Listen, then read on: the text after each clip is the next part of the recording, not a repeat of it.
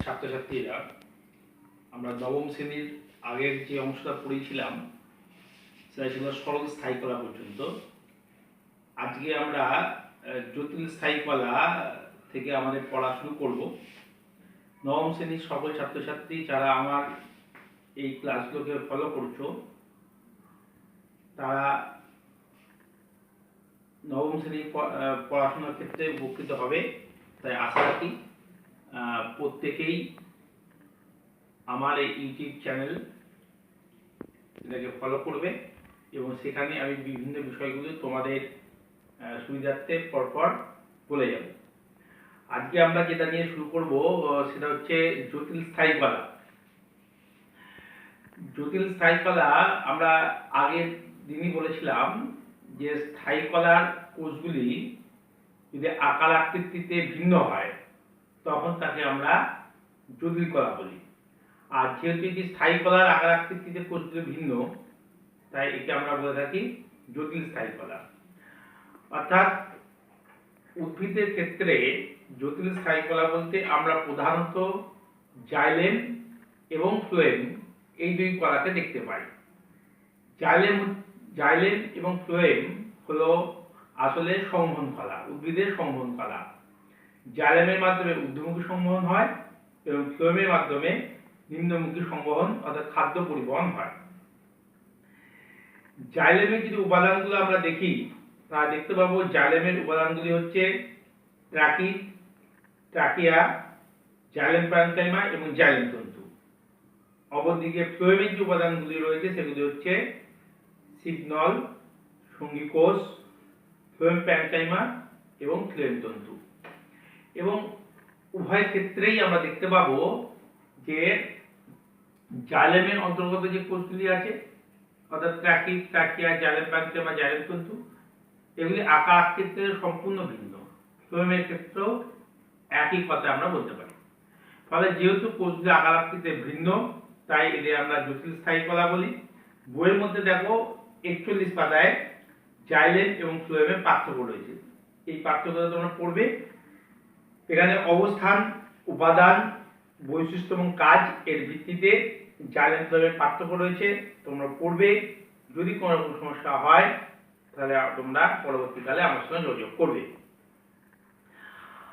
আমরা যদি এই ছবিগুলো দেখবে 42 পাতায় রয়েছে, যে ছবি রয়েছে, যদি এই ছবিগুলোকে আমরা দেখি তাহলে এদের যে ভিন্নতা সেগুলো আমরা দেখতে পাবো। দেখো আমরা প্রথমে ট্র্যাকিড যেটা দেখছি, দেখো ট্র্যাকিড দেখতে কীরকম না, ট্র্যাকিডের ক্ষেত্রে আমরা দেখতে পাচ্ছি যে দুই প্রান্ত ছুঁচালো ও মধ্যেখান্ত অবক্ষিত চওড়া। ট্রাকিয়া অনেকটা নলাকার এবং পরে জাইলেম প্যারেনকাইমা এই যে চিত্র আমরা দেখতে পাচ্ছি আয়তাকার ক্ষেত্র, এবং জাইলেম তন্তু এবং দুই প্রান্ত খুবই সরু, অর্থাৎ একটি কোষের সঙ্গে অপর কোষের কোনো রকম মিল নেই। পরিষ্কারভাবে বলতে পারি এখানে যে চারটি কোষ রয়েছে যেগুলি জাইলেমের অন্তর্গত, সেটি একে অপরের সঙ্গে কোনো মিল নেই। একইভাবে দেখো আমরা ফ্লোয়েম, পাশের চিত্র ফ্লোয়েমে যদি আমরা দেখি তাহলে দেখতে পাচ্ছি একদম বাঁ দিকে দেখো আমরা দেখতে পাচ্ছি ফ্লোয়েম প্যারেনকাইমা। তারপর মাঝখানের যেটা আমরা দেখতে পাচ্ছি সেটা হচ্ছে আমাদের সিগনল। তারপরে দেখো এই সঙ্গে গায়ে লেগে রয়েছে সঙ্গীকোষ।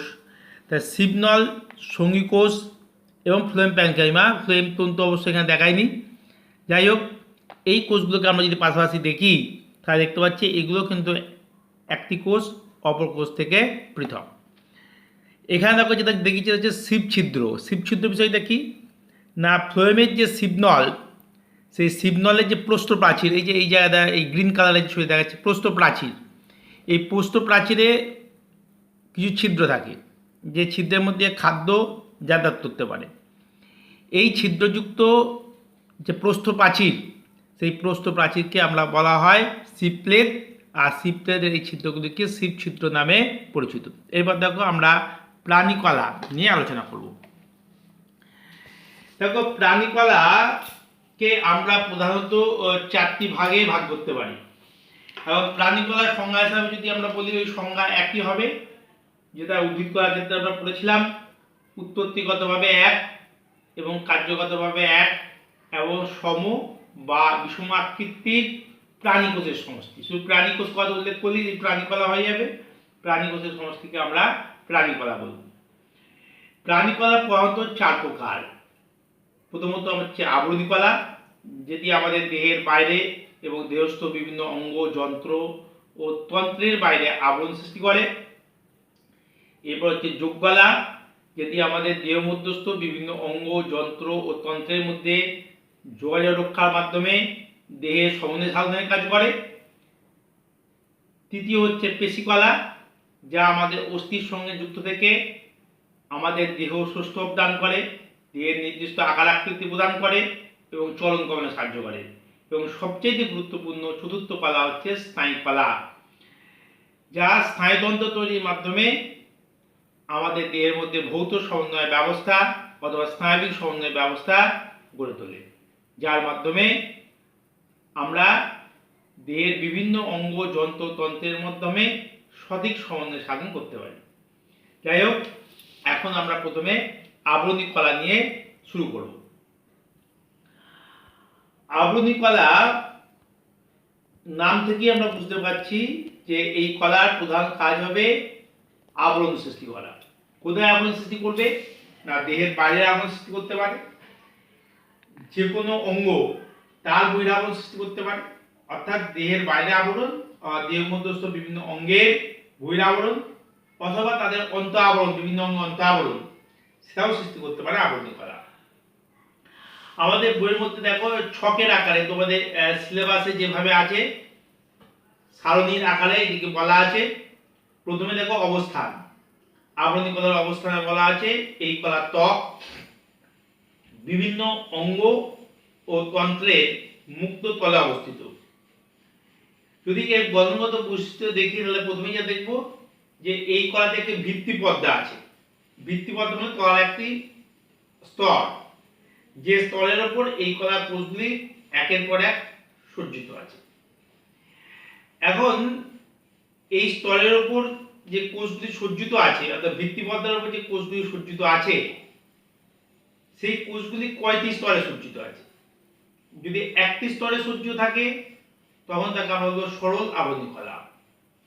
কিন্তু যদি একের অধিক স্তরে কোষগুলি সজ্জিত থাকে তখন কিন্তু তাকে আমরা বলবো জটিল আবরণী কলা বা স্তরীভূত আবরণী কলা। এই কোষগুলি ঘন সন্নিবিষ্ট ভাবে, মানে একদম গায়ে গায়ে লেগে অবস্থান করে, তার মধ্যে কোনো প্রকার আন্তঃকোষীয় স্থান নেই। এখন এই আবরণী কলার কোষগুলি আবার বিভিন্ন ধরনের হয়ে থাকে, সেই অনুযায়ী আবরণী কলাকে আবার বিভিন্ন ভাগে ভাগ করা যায়। যেমন যেটা তোমাদের সিলেবাসে বইয়ের মধ্যে হয়তো ডিটেলস নেই, পরবর্তীকালে আমরা চেষ্টা করব তোমরা যাতে ডিটেলস জানতে পারো তার ব্যবস্থা করা। যাই হোক, এই আবরণী কলার কোষগুলির আকার আকৃতি অনুসারে আবরণী কলাকে আবার কয়েকটি ভাগে ভাগ করা যায়। যেমন প্রথমেই আমরা যেটা বলবো আয়সাকার আবরণী কলা। আয়সাকার আবরণী কলা বলতে বুঝছি আবরণী কলার কোষগুলি যখন মাছের আঁশের মতো পাতলা এবং চ্যাপ্টা হয় তখন তাকে আমরা বলি আয়সাকার আবরণী কলা। যদি এই কোষগুলি লম্বা স্তম্ভের মতো হয় তখন তাকে আমরা বলি স্তম্ভাকার আবরণী কলা বা কালামনার আবরণী কলা। যদি এই কোষগুলি ঘনকের আকৃতি, অর্থাৎ লুডোর ছক্কার মতো দেখতে হয় তখন এই আবরণী কলাকে আমরা বলবো ঘনাকার আবরণী কলা। যদি এই কোষগুলি স্তম্ভাকার হয় এবং স্তম্ভের উপরের দিকে অর্থাৎ মাথার দিকে যদি একাধিক রোম থাকে তখন তাকে আমরা বলবো রোমস আবরণী কলা। এছাড়া আরেকটি বিশেষ আবরণী কলা আছে, সেটি হচ্ছে গ্রন্থিময় আবরণী কলা। অর্থাৎ আকার আকৃতি অনুসারে এই আবরণী কলা বিভিন্ন ধরনের হয়ে থাকে। তোমাদের সিলেবাসে অত ডিটেলসে নেই, বইয়েও নেই। যাই হোক, আমরা জানার জন্য তোমাদের বলে রাখলাম, তোমরা ইচ্ছা করলে অন্য বই থেকে পড়ে জানতে পারবে বা পরবর্তীকালে জানার তোমরা সুযোগ পাবে। কাজ কি না, আবরণী কলার কাজ যত আবরণী কলা আছে তার প্রধান কাজই হচ্ছে কি সংশ্লিষ্ট অঙ্গকে রক্ষা করা। অর্থাৎ বাইরের যান্ত্রিক আঘাত থেকে রক্ষা করা, অর্থাৎ যে অঙ্গের আবরণী কলা হিসেবে কাজ করছে সেই অঙ্গকে বাইরের আঘাত থেকে রক্ষা করা। তাই প্রথম কাজই আছে এই কলা অঙ্গ ও তন্ত্রকে যান্ত্রিক আঘাত থেকে এবং রাসায়নিক বস্তুর ক্ষতিকর প্রভাব থেকে রক্ষা করে। এই কলা মিউকাস, উৎসেচক, হরমোন, মিউসিন ইত্যাদি ক্ষরণ করে। গ্যাসীয় আদান প্রদানে অংশগ্রহণ করে। অর্থাৎ 3 ধরনের কাজ: রক্ষণাত্মক কাজ, বাইরে আঘাত রক্ষা করা। দ্বিতীয় পয়েন্টে আমরা বলতে পারছি মিউকাস, উৎসেচক, হরমোন ইত্যাদি ক্ষরণ করা। আর তৃতীয় পয়েন্টে আমরা বলছি গ্যাসীয় আদান প্রদান। এরপরে যে কলা আমরা যেটা বলবো যোগ কলা। দেখো, যোগ কলা নামটা শুনেই আমরা বুঝতে পারছি যে যোগাযোগ রক্ষা করে। কার মধ্যে যোগাযোগ রক্ষা করবে? না, দেহস্থ বিভিন্ন অঙ্গ, যন্ত্র ও তন্ত্রের মধ্যে যে যোগাযোগ, সেই যোগাযোগ রক্ষার জন্য যে কলা, তাই হচ্ছে যোগ কলা।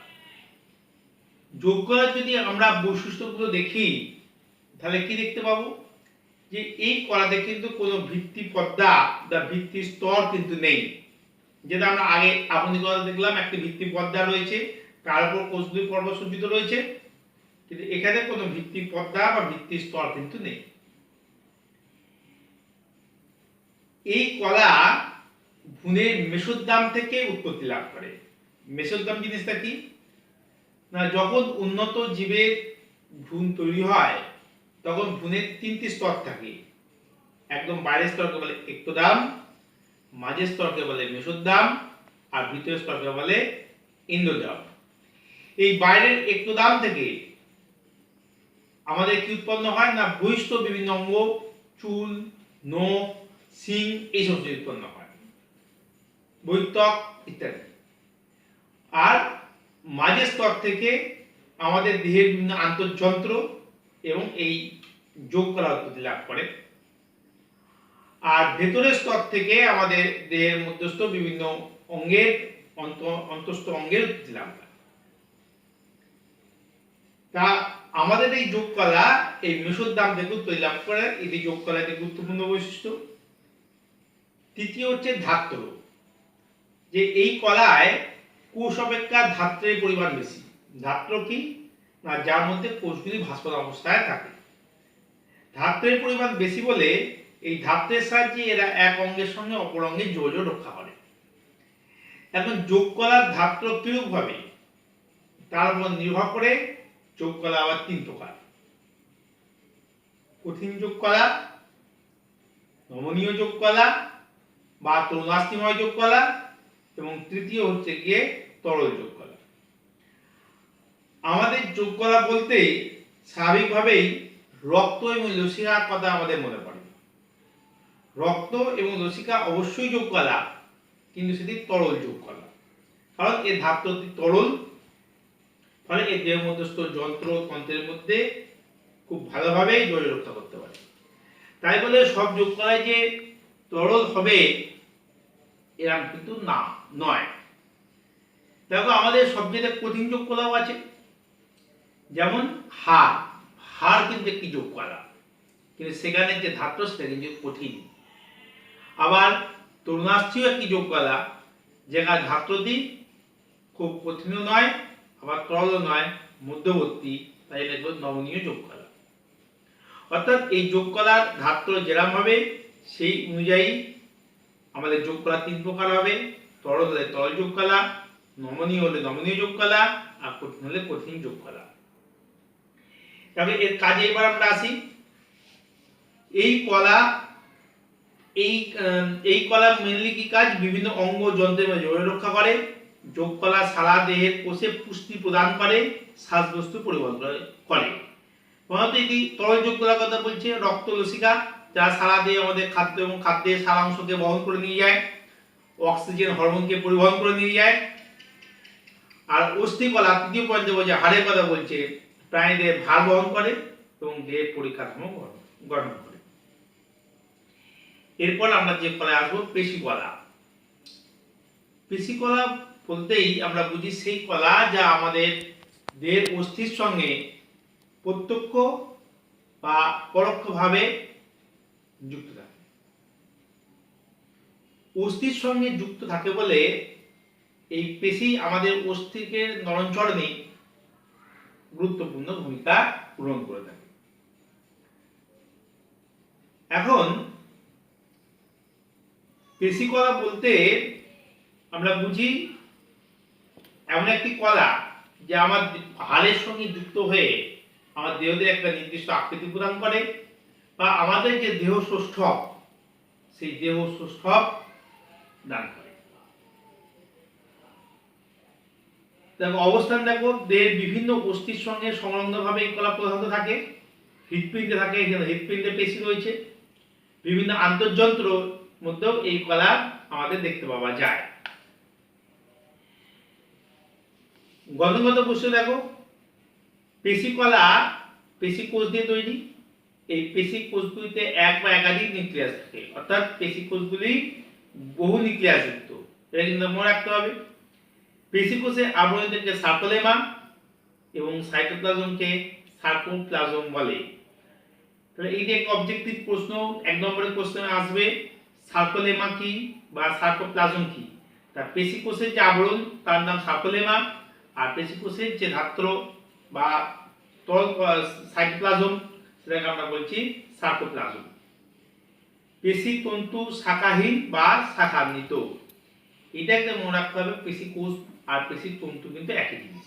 প্রত্যেকটা পেশি কোষকেই আমরা পেশি তন্তু বলি, অর্থাৎ পেশি তন্তুগুলো দিয়ে পেশি তৈরি। কাজ কি? পেশি গঠন, প্রাণীদের আকৃতি প্রদান করে। পেশি আমাদের কি করে না, আমাদের প্রাণীদের আকৃতি প্রদান করে, দেহের অভ্যন্তরীণ অঙ্গগুলোকে বাইরের আঘাত থেকে রক্ষা করে এবং অঙ্গ প্রত্যঙ্গের সঞ্চালনে অর্থাৎ আমাদের চলন গমনে বিশেষ ভূমিকা গ্রহণ করে। এবার হচ্ছে স্নায়ুকলা। স্নায়ুকলা বলতে আমরা প্রধানত মস্তিষ্ক এবং সুষমাকাণ্ড, মস্তিষ্ক এবং সুষমাকাণ্ড নিয়ে তৈরি আমাদের যে স্নায়ুতন্ত্র তাকে আমরা বুঝি। মস্তিষ্ক এবং সুষমাকাণ্ডের তৈরি যে অংশ সেটা হচ্ছে আমাদের কেন্দ্রীয় স্নায়ুতন্ত্র। এই কেন্দ্রীয় স্নায়ুতন্ত্র থেকে আমাদের এক বা একাধিক স্নায়ু নির্গত হয়। এই স্নায়ুগুলো আবার বিভিন্ন ধরনের হয়, অন্তর্বাহী স্নায়ু, বহির্বাহী স্নায়ু, মিশ্র স্নায়ু ইত্যাদি। এছাড়া রয়েছে স্নায়ুতন্ত্রের বিভিন্ন ধারক কোষ, যাকে আমরা বলি নিউরোক্লিয়া। তাহলে স্নায়ুতন্ত্র বলতে আমরা তাহলে কি কি নেব? এই সবগুলোকে একত্র নিতে হবে। আমাদের স্নায়ু কোষ বা নিউরনকে নিতে হবে, আমাদের মস্তিষ্ক বা কেন্দ্রীয় স্নায়ুতন্ত্র, আমাদের সুষমাকাণ্ড, নিউরোক্লিয়া বা ধাত্র, এবং সবশেষে আমাদের নিতে হবে নাকি তার স্নায়ুতন্ত্র থেকে মস্তিষ্ক সুষমাকাণ্ড থেকে নির্গত এক বা একাধিক স্নায়ুকে নিয়ে তৈরি হবে একত্রে স্নায়ুতন্ত্র। স্নায়ুতন্ত্রের প্রধান যে উপাদান অর্থাৎ একটি স্নায়ুকোষ, এই স্নায়ুকোষের গঠনটা আমাদের একটু ভালোভাবে দেখতে হবে। এসো আমরা চিত্রের মাধ্যমে এই স্নায়ুকোষের গঠনটাকে একটু দেখার চেষ্টা করি। আমাদের দেখো আমাদের এখানে একটি চিত্র আমাদের দেওয়া আছে। এই চিত্রের মাধ্যমে আমরা স্নায়ুকোষের গঠনটাকে দেখবার চেষ্টা করব। দেখো এইটি হচ্ছে আমাদের একটি স্নায়ুকোষ বা নিউরন। এই স্নায়ুকোষের এই অংশটাকে বলা হচ্ছে কোষদেহ, আর তার থেকে চারিদিকে সে শাখা প্রশাখা বেরিয়েছে। এই শাখা প্রশাখাগুলো দু ধরনের, একটা হচ্ছে ক্ষুদ্র ক্ষুদ্র শাখা, দেখো উপর থেকে বেরিয়েছে, আর একটা হচ্ছে এই বড় দীর্ঘ শাখা, যেটা দেখো এখান থেকে এই পর্যন্ত রয়েছে। এই ক্ষুদ্র ক্ষুদ্র শাখাগুলোকে আমরা বলি ডেনড্রন। ডেনড্রনের দেখো আবার মাথায় ছোট ছোট শাখা প্রশাখা তৈরি হয়েছে, এগুলোকে আমরা বলি ডেনড্রাইট। আর এই বড় যে শাখাটা রয়েছে একে আমরা বলি অ্যাকশন। তাহলে ডেনড্রন এবং অ্যাকশনকে একত্রে আমরা বলি প্রবর্ধক, আর মাঝখানে যে গোলাকার অংশটা আছে একে আমরা বলছি কোষদেহ। অর্থাৎ একটি স্নায়ুকোষের দুটি অংশ, একটা হচ্ছে কোষদেহ এবং আরেকটি হচ্ছে প্রবর্ধক। কোষদেহ দিয়ে আবার প্রবর্ধকটি আবার দু ধরনের, ক্ষুদ্র প্রবর্ধক হচ্ছে ডেনড্রন আর বড় প্রবর্ধককে বলছি আমরা অ্যাকশন। এবার আমরা কোষদেহটা নিয়ে আলোচনা করি। দেখো স্নায়ুতন্ত্রের যে কোষদেহ সেটা একটি আদর্শ ইউক্যারিওটিক কোষের গঠনের সঙ্গে সমতুল্য। ফলে একটি ইউক্যারিওটিক কোষে যা যা থাকবে সবই আছে। একটি আদর্শ নিউক্লিয়াস থাকবে, অবশ্যই আছে, মাইটোকন্ড্রিয়া আছে, গলগি বডি আছে, যা যা থাকার সবই থাকবে। শুধু একটা জিনিস আমাদের মনে রাখতে হবে, প্রাণী কোষের ক্ষেত্রে আমাদের যেটা থাকে সেন্ট্রোজোম, সেই সেন্ট্রোজোম কিন্তু এখানে নিষ্ক্রিয় থাকে, আর থাকার জন্যই স্নায়ু কোষ কিন্তু বিভাজিত হতে পারে না। স্নায়ু কোষের ক্ষেত্রে এই বিশেষ ধর্ম আছে যে স্নায়ু কোষের বিভাজন ক্ষমতা নেই, কারণ তার এই যে আমাদের সেন্ট্রোজোম সেটি নিষ্ক্রিয় অবস্থা থাকে। একই কথা অবশ্যই পেশিকোষের ক্ষেত্রেও প্রযোজ্য, সেটাও বিভাজিত হতে পারে না। অনেক সময় বিভিন্ন অবজেক্টিভ প্রশ্নে আমাদের জিজ্ঞাসা করা হয় যে পেশিকোষ এবং বিভাজিত হতে পারে না এরকম একটি কোষের নাম করো, তখন আমরা স্নায়ু কোষ এবং পেশিকোষের কথা বলব। যাই হোক, এরপর দেখো এই চারিদিক থেকে যে শাখা প্রশাখাগুলো রয়েছে ডেনড্রনের বাইরে সেই অর্থে কোনো আবরণ নেই। আর ডেনড্রনের মাথাটা যদি আমরা দেখি, দেখো এখানে ছোটো ছোটো শাখা প্রশাখা হয়েছে, এগুলো হচ্ছে ডেনড্রাইট। এবার দেখো আমরা তলার দিকে ঠিক এইখানটায় চলে আসবো, ছবিটা একটু বড় করে আমরা যদি দেখা যায় তাহলে আমরা কী দেখতে পাবো, দেখো এইখানে দেখো কতগুলি ছোটো ছোটো তন্তুর মতো কিন্তু দাগ আছে। এই দাগগুলো হচ্ছে আসলে কি, এগুলো হচ্ছে নিউরোফাইব্রিল বলে একটি বস্তু।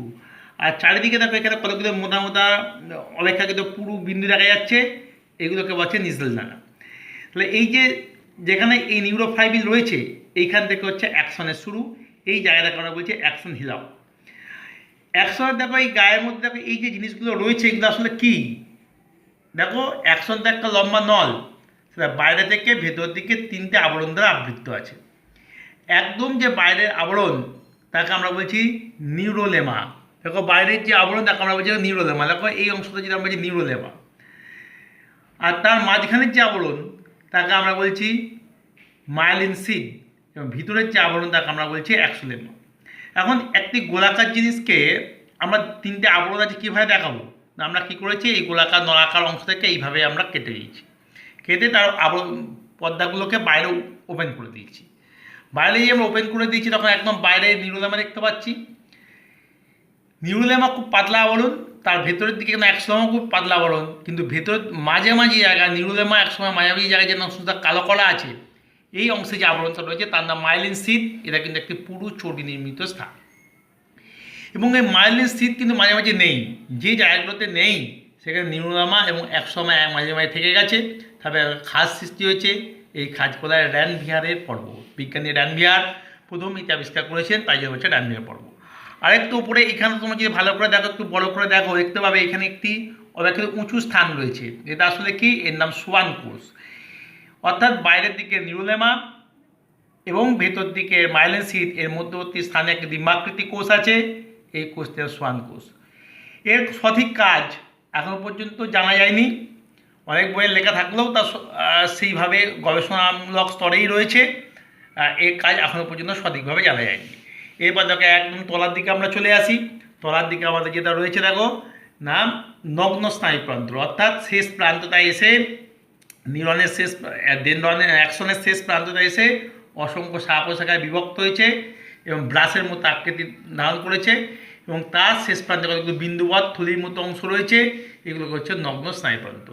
এই পর্যন্ত বললেই আমাদের দেখো স্নায়ুতন্ত্রের যে গঠন, নিউরন স্নায়ুতন্ত্রের নয়, সরি, এটা নিউরন বা স্নায়ুকোষের যে গঠন সেটি বলা সম্পূর্ণ হলো। এবার আমরা তোমাদের বইয়ের মধ্যে যদি আমরা ফিরে যাই, তাহলে বিষয়টাকে আমরা দেখতে পাবো যে বইয়ের মধ্যে আমাদের কি দেওয়া আছে না, বইয়ের মধ্যে আমাদের দেওয়া আছে দেখো যে স্নায়ু কলা, এই কলা মস্তিষ্ক, স্নেহকান্ত এবং স্নায়ুতে থাকে। কাজটা গঠনগত বৈশিষ্ট্য কি দেখো, স্নায়ু কলা স্নায়ুকোষ বা নিউরন এবং নিউরোগ্লিয়া দিয়ে গঠিত। প্রতিটি স্নায়ুকোষ কোষ দেহ অ্যাকশন এবং ডেনড্রন দ্বারা গঠিত, যেটা তোমরা আমাদের বললাম। এই কোষ দেহ গোলাকার, ডিম্বাকার, নক্ষত্রাকার। আমরা এখানে নক্ষত্রাকার ছবি দেখতে পেলাম। অ্যাকশন স্নায়ুকোষের দীর্ঘ প্রবর্ধক যা নিউরোলেমা আবরণে আবৃত থাকে। আমরা তিনটা আবরণের কথা বলেছি, শুধু নিউরোলেমা নয়, বাইরের নিউরোলেমা, মাঝখানে রয়েছে মায়োলিন সিদ এবং ভেতরে রয়েছে কি আমাদের অ্যাক্সোলেমা। ডেনড্রন স্নায়ুকোষের ক্ষুদ্র শাখা প্রশাখা যুক্ত প্রবর্ধক, অ্যাকশনের পরে মায়োলিন সিদ থাকে। স্নায়ুকোষের সেন্ট্রোজোমটি নিষ্ক্রিয়, যেটা আমরা আগে বললাম, সেন্ট্রোজোম নিষ্ক্রিয় থাকার জন্য স্নায়ুকোষ দেহ দিতে পারে না। স্নায়ুকলার মাধ্যমে প্রাণীদের উদ্দীপনা গ্রহণ, উদ্দীপনায় সাড়া দেওয়া এবং উদ্দীপনার সার দিয়ে পরিবেশের সঙ্গে সামঞ্জস্য রক্ষার কাজগুলি সম্পন্ন হয়। এই পর্যন্ত বলে আমাদের এই যে কলা, মানবদেহ কলা এবং উদ্ভিদ কলা, মানবদেহ কলা, প্রাণী কলা এবং উদ্ভিদ কলা এই অংশটা আমাদের শেষ হলো। এরপরে ভিডিওতে আমরা আর পরবর্তী জিনিসগুলো পড়বো। যতদূর পড়ালাম তোমরা এটি মনোযোগ সহকারে পড়ো।